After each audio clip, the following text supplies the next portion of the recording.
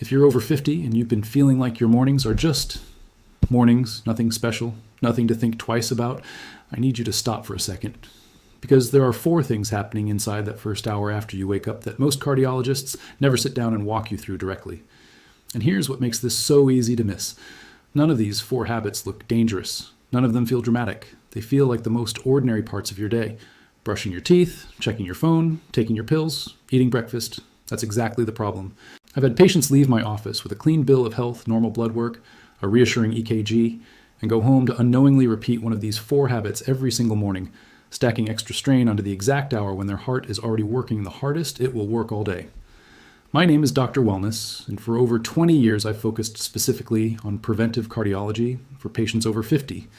This video is about that hour, the first 60 minutes after your eyes open, and 4 habits hiding inside it that the research links to a meaningfully higher risk of heart attack and stroke. Stick with me through all 4, because the third one catches almost everyone off guard.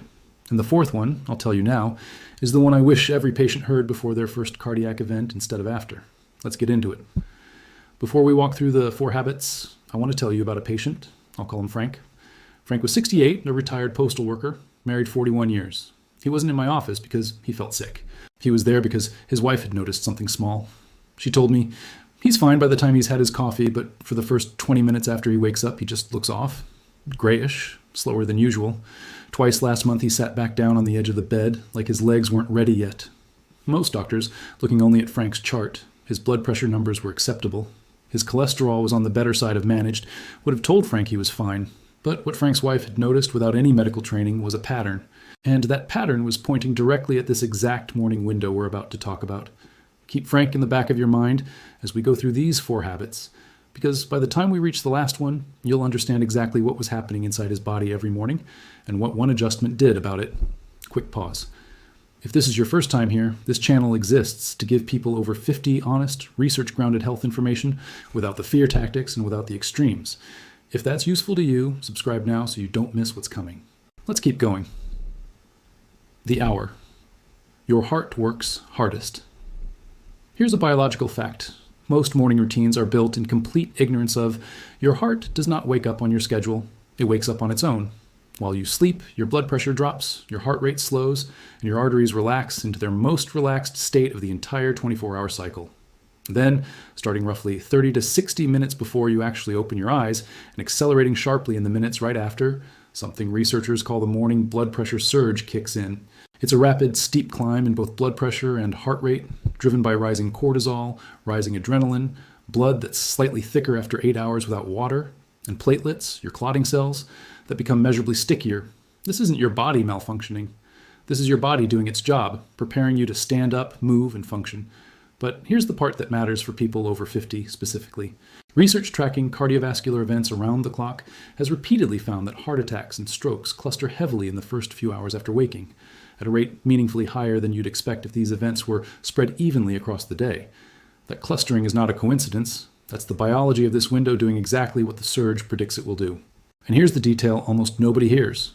2 people can have identical average blood pressure across a full day and still carry very different levels of risk, depending entirely on how sharply that pressure spikes the moment they wake up. A steeper surge means more mechanical stress on vessel walls, especially walls that have already stiffened or narrowed with age. What you do inside that window either adds weight onto that natural surge, or it doesn't. These are the 4 habits that add weight onto it without most people ever realizing it. Before we go further, drop your age in the comments. I want to know who's watching this with me today. Habit 1, checking your phone before your feet. Touch the floor. The first habit happens before most people have even sat up in bed. Eyes open, hand reaches for the nightstand. Carol was 64. She'd managed borderline high blood pressure with lifestyle changes for 3 years, doing reasonably well by every metric I tracked. But she told me, almost as an aside, that her mornings started with 15 minutes of scrolling before her feet ever touched the ground. Email first, then the news, then whatever had happened overnight on social media. It's just how I wake up, she said. It doesn't feel stressful. Here's why that matters, and it has nothing to do with screens being inherently bad for you. The cortisol awakening response, a natural, well-documented spike in cortisol during the first 30 minutes after waking, is one of the primary engines behind the morning blood pressure surge we just talked about. It's your internal alarm clock switching your body from rest mode to ready mode. Now picture what happens the instant you look at a screen and see a headline, an unread work email, a message that needs a response. Even if you don't consciously register stress, your amygdala, the brain's threat detection center, fires.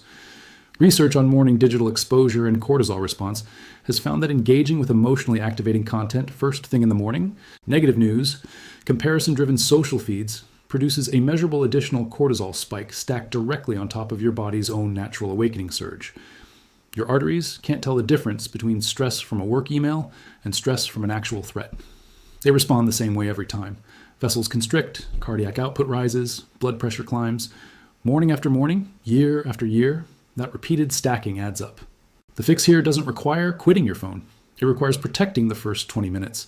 Not because your phone is the enemy, but because your cardiovascular system is already mid-transition through the most demanding shift of its entire day. And adding a second demand on top of it asks your body to do two hard things at once instead of one. Sit up slowly, drink a full glass of water before anything else. Give yourself 3 to 5 minutes of slow, unhurried breathing. Let the natural surge finish its job without extra interference. The mistake Carol made, and it's the mistake almost everyone makes, is assuming that because she didn't feel acutely stressed, nothing physiological was happening. That's not how cortisol works, and it's not how this window works either. Habit 2, taking heart medication at the wrong time of day. Pay close attention to this one, especially if you currently take any blood pressure medication. And statistically, a large share of people watching this over the age of 60 do. Most patients take their blood pressure medication first thing in the morning. It's habit, it's convenient with breakfast, and on its face it seems logical. Take it when your pressure is climbing. But the research on timing has shifted in ways that haven't fully made it into everyday clinical practice yet. The concept is called chronotherapy, timing medication to your body's biological rhythm instead of a fixed clock time regardless of what your physiology is actually doing. The Hygia chronotherapy trial, a long-running study published in the European Heart Journal, followed thousands of hypertension patients and found that those who took their blood pressure medication at bedtime rather than in the morning experienced substantially fewer major cardiovascular events over the follow-up period compared to the morning dosing group. I want to be precise here because I always will be with you. The Hygia trial's methodology has since been questioned by other researchers, and a follow-up study called the TIME trial did not replicate results nearly as dramatic. So the science on this is genuinely still being refined, and I'm not going to pretend otherwise. What is not in dispute is this. Some patients, particularly what doctors call non-dippers, people whose blood pressure fails to drop normally overnight, may have their overnight pressure stay inadequately controlled if their only dose is in the morning. Then, the natural morning surge arrives on top of blood pressure that never properly came down in the first place. A simple 24-hour ambulatory blood pressure monitor can tell your doctor whether you're a dipper or a non-dipper. And most patients, even ones managed for years, have never had this test.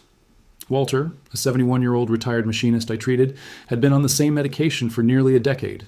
His daytime numbers looked fine on paper, but a 24-hour monitor showed his nighttime pressure barely dipped, and his morning spike was steep. We adjusted his dosing schedule. Within 2 months, his morning readings had noticeably improved. I need to be clear. Do not adjust your own medication timing without talking to your physician first. The right timing depends on the specific medication, your individual blood pressure pattern, and other factors only your doctor can evaluate. What you can do today is bring this exact question to your next appointment. Based on my blood pressure pattern, has my medication timing ever been optimized? And should I get a 24-hour monitor to check my overnight readings? That single question might be one of the most important ones you ask this year. If this is landing for you, type the number 2 in the comments so I know you're still with me. Habit 3, starting the day with a hidden sugar spike. I told you the third one surprises most people. Here it is.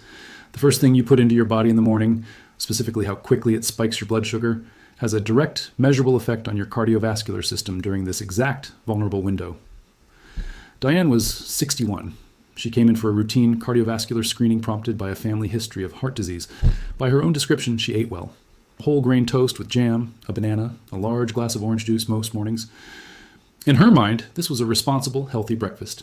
When I asked her to describe the bread specifically and the size of that juice glass, a pattern emerged that I see constantly in patients who believe they're eating carefully.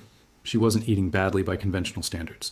But the combination she'd built, refined carbohydrate, fruit sugar, and a full glass of liquid sugar, with no fat or protein to slow it down, was producing a sharp, fast glucose spike almost immediately after the first bite. Here's the mechanism. A high glycemic meal, one that converts to blood sugar quickly, triggers a surge of insulin from your pancreas. That insulin surge activates your sympathetic nervous system, the same system responsible for your fight or flight response, which produces its own additional rise in heart rate and blood pressure. Research comparing high and low glycemic breakfasts has found meaningfully greater post-meal sympathetic nervous system activity following high glycemic meals. You're stacking a metabolic stimulus directly on top of a surge your body was already generating on its own. For adults over 50, especially those with any degree of insulin resistance, which becomes more common with age, whether or not it's ever been formally diagnosed, that insulin response tends to be larger and longer lasting, meaning the extra strain on your cardiovascular system doesn't fade quickly. It lingers into the rest of the morning. Long-term dietary studies looking at glycemic load and cardiovascular outcomes have linked consistently high glycemic breakfasts with increased cardiovascular risk over time, particularly in older adults who already carry other risk factors. The fix doesn't mean skipping breakfast or adopting a restrictive diet. It means changing what leads your first meal. Prioritize protein and healthy fat, eggs, plain full-fat Greek yogurt, a handful of nuts. Add fiber that slows glucose absorption, whole rolled oats rather than instant, berries rather than juice. Cut the liquid sugars specifically. Orange juice, sweetened coffee drinks, flavored yogurt, since liquid sugar hits your bloodstream faster than almost anything else you can eat. Diane switched to 2 eggs with avocado and plain oats with berries. 3 weeks later, she told me she felt noticeably steadier through her mornings, less of that mid-morning crash she'd always assumed was just normal aging. That steadiness lines up exactly with what the research predicts happens when you reduce that post-meal sympathetic spike. Habit 4. Ignoring what your body is already telling you. This is the habit I see overlooked more than any other, and it carries the most serious consequences when it is. Every single morning, your body communicates with you during this vulnerable window, and a striking number of people over 50 have quietly trained themselves to dismiss, explain away, or simply not notice what those signals mean. Let me walk through this signal most often mistaken for something harmless. Jaw or neck tightness in the morning that wasn't there the night before, fatigue in that first hour that feels distinctly different from just not being a morning person, a brief pressure or heaviness across the chest or upper back that seems to fade once you get moving, occasionally a cold sweat that shows up before you've done anything physically demanding at all. I want to be precise. None of these symptoms alone means something catastrophic is happening. Jaw pain can be dental, morning fatigue can be poor sleep. But here's what the research is unambiguous about. Studies reviewing the lead-up to cardiac events have found that transient morning symptoms, ones that appear in the first hour or two after waking and then either fade or get rationalized away, preceded documented cardiac events in a significant share of patients, and that the average time between the first symptom and someone actually seeking care stretched well past an hour.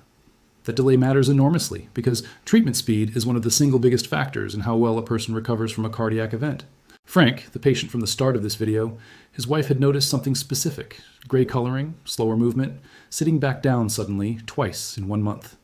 When I finally ran a full workup, I found significant narrowing in one of his coronary arteries, something his routine blood work and resting EKG had completely missed.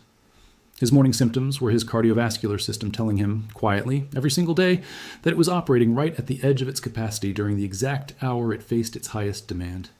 Frank had been explaining those mornings away for months. The fix here isn't about fear. It's about building a 30-second morning check-in. After you've been up for 15 to 20 minutes, ask yourself 3 questions. 1. Do I feel any unusual discomfort in my chest, jaw, neck, or upper back? 2. Am I unusually short of breath for whatever I'm currently doing? 3. Does something feel genuinely different this morning compared to how I normally feel? If the answer to any of those is yes, and it lasts beyond 5 minutes, don't wait it out. Don't chalk it up to indigestion. Don't lie back down hoping it passes. Get help. I've told patients this for 2 decades. The moments that matter most are rarely the ones that alarm you right away. They're the ones you're actively in the process of talking yourself out of. If you've made it this far, and this is genuinely helping, type the number 4 in the comments. Your 30-day challenge. Here's your practical challenge. 4 small adjustments, 1 for each habit we covered today. First, build a 20-minute phone-free window after waking. Let your cortisol surge finish its job on its own. Second, ask your doctor directly whether your blood pressure medication timing has ever been evaluated against your actual overnight pattern, and whether a 24-hour ambulatory monitor makes sense for you. Third, rebuild your first meal around protein, fiber, and healthy fat instead of refined carbohydrates and liquid sugar. Fourth, build the 30-second morning check-in into your routine every single day, and take persistent, unusual symptoms seriously rather than explaining them away. And bring these 5 questions to your next appointment. 1. Is my morning blood pressure surge something we should be tracking specifically with a home monitor? 2. Has my medication timing ever been evaluated against my overnight blood pressure pattern? 3, are there morning symptoms I should be logging and reporting to you rather than dismissing? 4, give my current cardiovascular risk profile. Is my breakfast composition something worth discussing? 5, what specific morning symptoms should I treat as an emergency instead of something to wait out? You've probably never thought of the first hour of your day as a cardiovascular decision, but that's exactly what the research says it is, morning after morning, year after year, whether you're paying attention to it or not. Nothing in this video is extreme. None of it requires overhauling your life. It requires understanding what your body is already doing in that specific hour and making 4 small sustainable choices that work with it instead of against it. Pick one change and start it tomorrow morning. That's genuinely all it takes to begin. Before you go, I want you to think of someone. A spouse who reaches for their phone before they've even sat up in bed. A sibling who's been on blood pressure medication for years and has never once had a conversation about when they take it. A friend who calls orange juice and instant oatmeal a healthy breakfast without a second thought. These 4 habits aren't rare. They're everywhere. Most of the people doing them have simply never had this explained to them clearly. If someone came to mind just now, send them this video. Not as a scare tactic, just as something worth 15 minutes of their morning, because the conversation this could start with their doctor might genuinely matter. If something in this video shifted how you're thinking about your own mornings, hit like right now, it tells me this kind of content is worth making more of. And it helps this reach other people over 50 who need this exact information and haven't found it anywhere else. And if you're not subscribed yet, do that now. This channel exists for one reason: to give people over 50 the calm, honest, research-based picture that too often gets skipped in a rushed appointment. No extremes, no fear, just the real information you deserve. I'll see you in the next one.